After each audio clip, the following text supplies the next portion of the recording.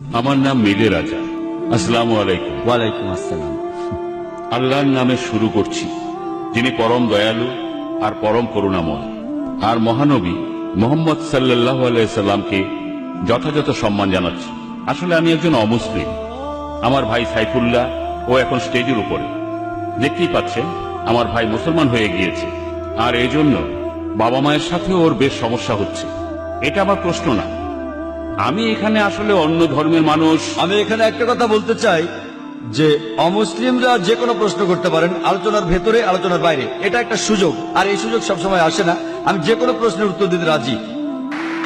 আপনি যদি অমুসলিম হন, আমি সানন্দে আপনার প্রশ্নের উত্তর দেব, আলোচনার ভেতরে আলোচনার বাইরে, যে কোনো ধর্ম, যে কোনো প্রশ্ন। এটা আমার সৌভাগ্য। এখন আপনার প্রশ্নটা করেন। আমার প্রশ্ন আসলে আমার বন্ধুর জন্য। আমার বন্ধু একজন শারীরিক প্রতিবন্ধী। তার প্রশ্ন হলো, স্রষ্টা কেন মানুষকে পঙ্গু করে পৃথিবীতে পাঠান? কোরআনের কোনো আয়াত বা নবী মোহাম্মদ সাল্লাল্লাহু আলাইহি ওয়াসাল্লামের কোনো হাদিসে কি বলা আছে কি কারণে স্রষ্টা মানুষকে প্রতিবন্ধী করে পৃথিবীতে পাঠান? আমার প্রশ্ন এটাই, আর আমার ধারণা এরপরে আমি আর কথা বলার সুযোগ পাবো না।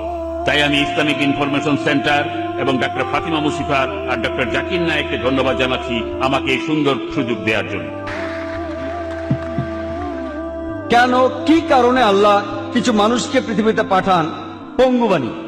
ভাইরা, এর কারণটা হলো পবিত্র কোরআনে সূরা মুলকের 2 নম্বর আয়াতে উল্লেখ করা হয়েছে যে আল্লাযী খালাকাল মাউতা ওয়াল হায়াতা, তিনি আল্লাহ জীবন আর মৃত্যু সৃষ্টি করেছেন তোমাদের পরীক্ষা করার জন্য।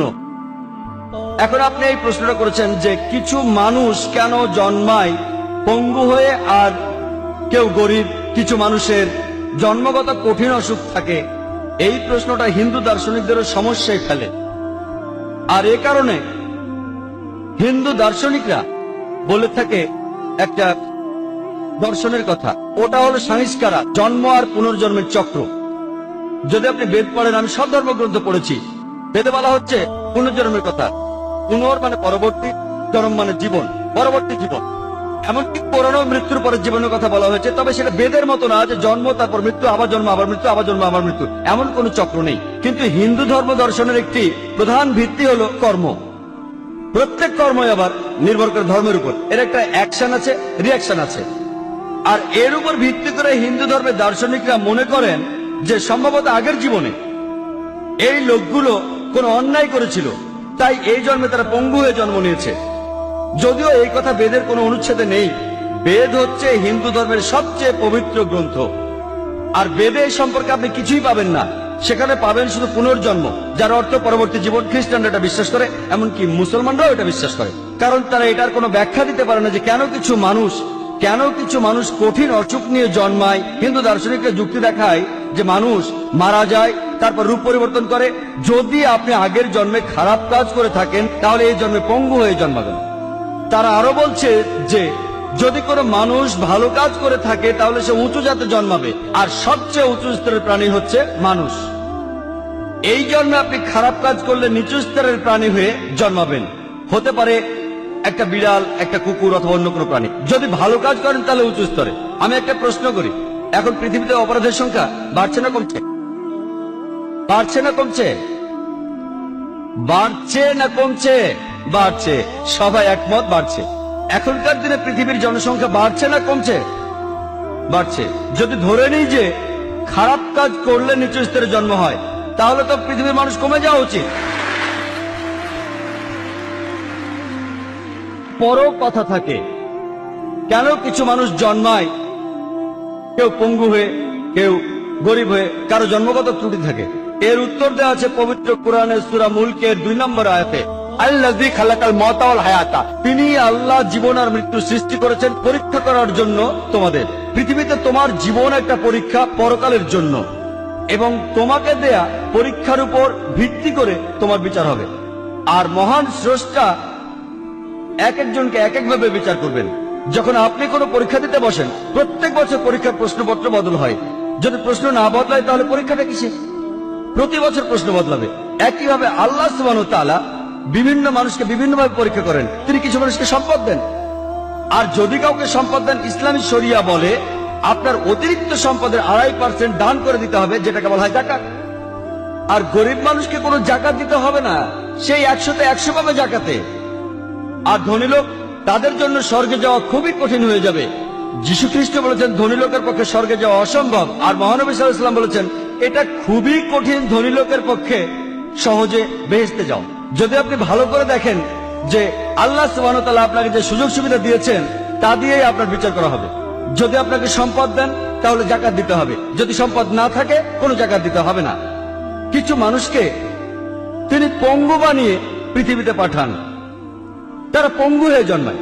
যদি কেউ আমাকে প্রশ্ন করে যে এই শিশুটির অপরাধ কি, সে কি অন্যায় করেছে, আমরা ইসলামে বিশ্বাস করি প্রত্যেক শিশু মাসুম, প্রত্যেক শিশু নিরপরাধ আর নিষ্পাপ। কিন্তু যখন সে এভাবে জন্মাচ্ছে, হতে পারে যে আল্লাহ কোরআনে বলেছেন তোমার সম্পত্তি, তোমার সন্তান, তোমার স্ত্রী হলো তোমার জন্য পরীক্ষা। এটা বাবা মার জন্য পরীক্ষা হতে পারে। হয়তো আল্লাহ বাবা মাকে পরীক্ষা করছেন, হয়তো বাবা মা আল্লাহকে খুব মানে, হতে পারে তারা খুব ধার্মিক। এখন আল্লাহ তাআলা তাদের আরো কঠিন পরীক্ষায় ফেলেছেন যে এবার তোমাদের সন্তানকে পঙ্গু বানালাম। স্রষ্টা দেখতে চাইছেন এখনো সেই বাবা মা আল্লাহকে বিশ্বাস করে কিনা। আর পরীক্ষা যত কঠিন, পুরস্কারও তত বড়। যেমন ধরেন আপনি যদি বিএ, তার মানে গ্রাজুয়েশন পরীক্ষা দেন, এটা খুব সহজ। কিন্তু আপনি যখন মেডিকেল গ্রাজুয়েশন পরীক্ষাটা দেবেন, সেটা বেশ কঠিন। কিন্তু আপনি যখন এমবিবিএস পাস করবেন, নামের আগে লেখা হবে ডাক্তার, পরীক্ষাটা কঠিন, কিন্তু যখনই আপনি পাস করবেন আপনি ডাক্তার, সম্মানটা অনেক বেশি। পরীক্ষাটা যত কঠিন, পুরস্কার তত বড়। তাহলে আল্লাহ বিভিন্ন মানুষকে বিভিন্ন ভাবে পরীক্ষা করেন। একজন মানুষ পঙ্গু হয়ে জন্মেছে, তার মানে এই না যে সে আগের জন্মে অন্যায় করেছে, সে নিষ্পাপ। সে যে পঙ্গু, এটা হয়তো তার বাবা মায়ের জন্য পরীক্ষা, হতে পারে এটা তার নিজের জন্যও পরীক্ষা। আল্লাহ তাকে পরীক্ষা করতে চান যে সে এখনো স্রষ্টাকে বিশ্বাস করে কিনা। আর এজন্য আল্লাহ কিছু মানুষকে গরিব বানান, তারা দরিদ্র হয়ে জন্ম নেয়। আবার কিছু মানুষকে ধনী বানান, কিছু মানুষ ভালো স্বাস্থ্য নিয়ে জন্মায়, আর কেউ পঙ্গু হয়ে জন্মায়। আল্লাহ বিচার করেন পরীক্ষার উপর ভিত্তি করে। চিন্তা করেন 100 মিটার দৌড় প্রতিযোগিতায় কিছু লোক থাকে পঙ্গু, তারা 50 মিটার থেকে শুরু করে, কারণ হয়তো তার পায়ে সমস্যা আছে, আর এই কারণে সে শুরু করে 50 মিটার আগে থেকে। যদি আল্লাহ দেখেন যে কোনো মানুষের কাছ থেকে কিছু সুযোগ সুবিধা কেড়ে নেওয়া হয়েছে, তাহলে তিনি সেভাবেই বিচার করবেন। যদি পরীক্ষার প্রশ্ন কঠিন হয়, তাহলে টিচার সহজভাবে খাতা দেখেন, আর যদি প্রশ্ন সহজ হয়, তাহলে টিচার একটু কঠিনভাবে খাতা দেখে থাকেন। আর আল্লাহ তাআলা এক এক মানুষকে এক এক ভাবে তৈরি করেছেন, বিভিন্ন রঙে, বিভিন্ন ভাষায়, আলাদা আলাদা পরিবেশে। আর আল্লাহ সুবহানাহু ওয়া তাআলা যাকে যে পরিবেশ দিয়েছেন, যে সুযোগ সুবিধা দিয়েছেন, সেইভাবে তার বিচার করবেন। আশা করি উত্তর পেয়েছেন।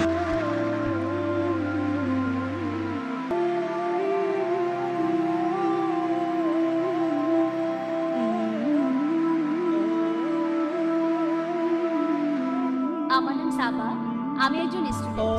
আমি আপনাকে একটা প্রশ্ন করব, জাকির ভাই। একজন পুরুষ বেহেশতে গেলে হুর পাবে, অর্থাৎ আয়তলোচনা সুন্দরী সে পাবে, কিন্তু নারী বেহেশতে গেলে সেখানে সে কি পাবে?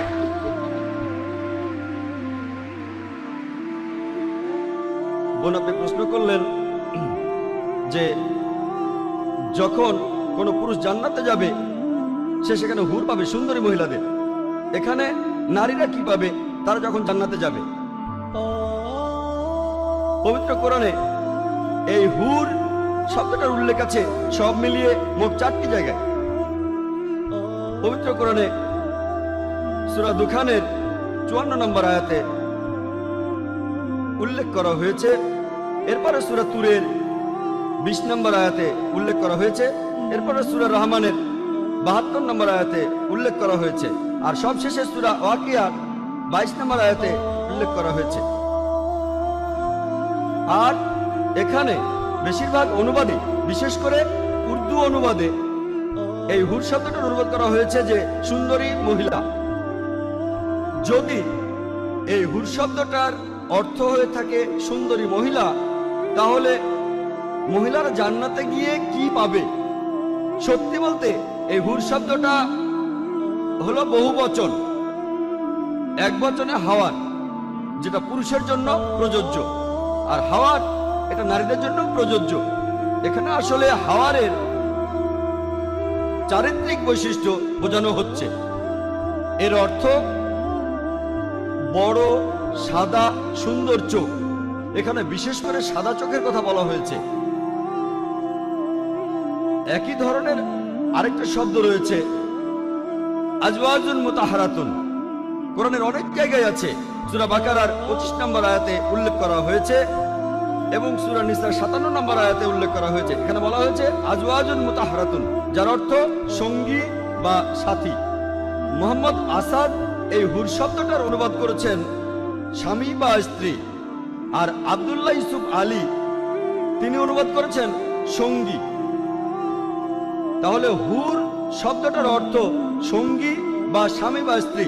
এটার আসলে কোনো লিঙ্গ নেই। পুরুষরা জান্নাতে গেলে ভালো মহিলা পাবে যাদের চোখ বড় আর সুন্দর, আর মহিলারা পাবে ভালো পুরুষ যাদের চোখ বড় আর সুন্দর। আশা করি উত্তর